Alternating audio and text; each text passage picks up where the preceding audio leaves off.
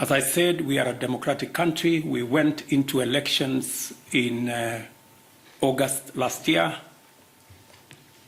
Highly competitive election, very peaceful election, the best acclaimed outcome ever, an election that dealt a big blow to ethnicity, that election was devoid of any ethnic propaganda or any ethnic persuasions. Kenyans voted, and the outcome of that election was acclaimed by all the people who went through that journey with us, including observers, both domestic and also foreign.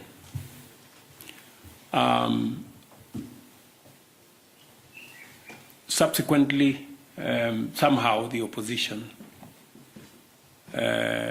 after 5 months, decided to make a claim that they were told by a whistleblower that possibly the results were different.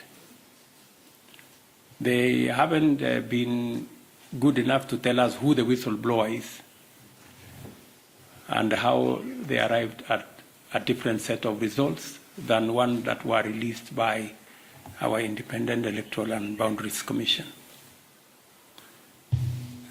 However, as I said on Sunday, in times like this, it is not a question of who is right and who is wrong. In times like this, you have to put your house in order. And as President, I owe it to the people of Kenya to provide leadership. And on Sunday, I did ask the opposition to reconsider the demonstrations that they had undertaken, because protests and demonstrations are provided for in our Constitution, but the protests and demonstrations were acquiring an ugly, violent turn that was destroying property, putting a lot of lives into risk, causing a lot of unnecessary chaos, and it was time for them to reconsider those demonstrations. I did offer them that whatever issues that they had, there was democratic, constitutional, legal channels of raising those issues using the platform of Parliament in a bipartisan manner. And that is the offer I made to the opposition. You asked me a direct question whether there will be a handshake because of this situation. I want to tell you there will be no handshake. But there will be an engagement in Parliament on the issues that have been raised. Those that Parliament can resolve, they will be resolved.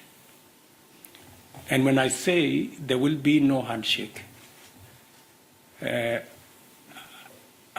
know that there is a context, like we were being told here, please have a handshake. Unfortunately for us in Kenya, a handshake has a different connotation. And that is the one that I am talking about.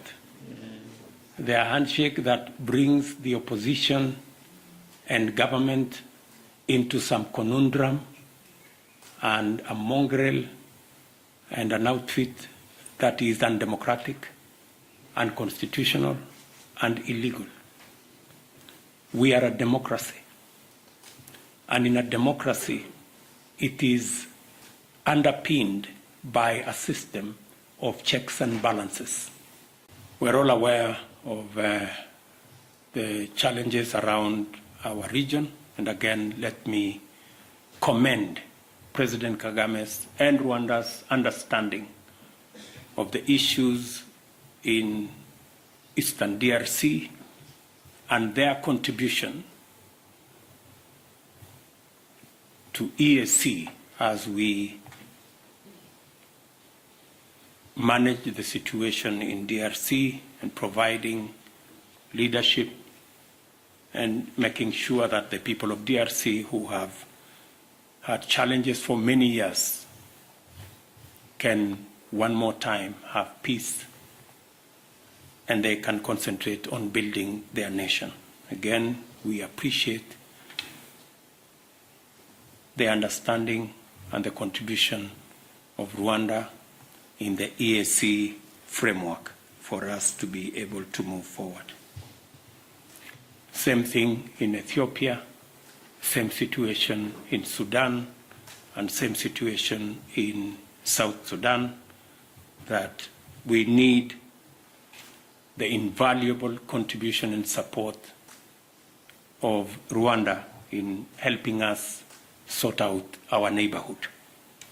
Mr. President, let me again, on my behalf and my behalf of my delegation, again affirm the cordial relations between our two countries and our shared desire to deepen and expand the bonds of friendship and unity between our two nations. Milioni 10 ya chakula hayakupatikana kwa sababu ya mvua ambayo haikutosha. Na ni lazima tufikirie mbinu kama serikali ni vipi tutashughulikia tatizo hili tukiwa na changamoto za climate change, kukosekana kwa mvua, kuchelewa kwa mvua na mambo kama haya, na vile vile kukosekana kwa mbolea ambazo tunatumia, na ni vile tutashirikiana kuondoa kwa mfano yale matatizo tuko nayo ya mipaka, vizuizi katika mipaka yetu ambayo yanazuia chakula kutoka Rwanda kwenda Kenya, kutoka Tanzania kwenda Uganda na changamoto kama hizo. Na ndio sababu tuwe na maelewano kama yale tumeelewana hapa Rwanda ya uhusiano kati ya mataifa zetu, ndio tuweze kusaidiana pale panapotokea changamoto kama ile ya matatizo ya njaa. Ministers, distinguished ladies and gentlemen, I want to take this opportunity to once again welcome the President and his entire delegation to Rwanda.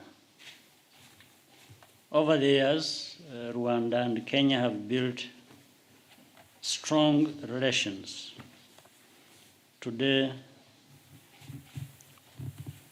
visit underscores that friendship.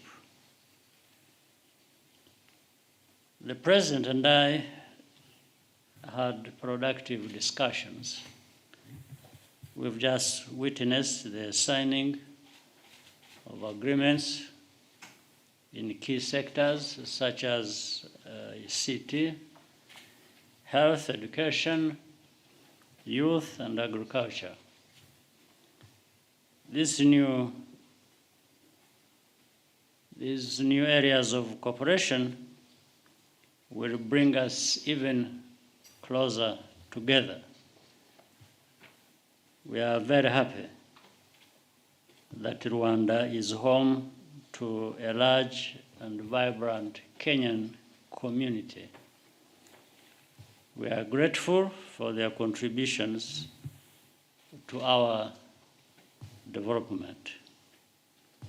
Private sector growth is a key priority for us in Rwanda and Kenya. Regional integration and trade is a big part of that equation. I hope we can leverage these shared interests to equip our youth with the skills and knowledge to innovate and compete. The people of Rwanda and Kenya are also united by a common vision for a more stable region. I commend Kenya's leadership in helping to resolve the crisis in Eastern Congo with other members of the East African community. To put our resources together is to own our development with less dependence on the rest of the world. Mr. President, my brother, once again, thank you for visiting our country. May I now invite you to give your remarks.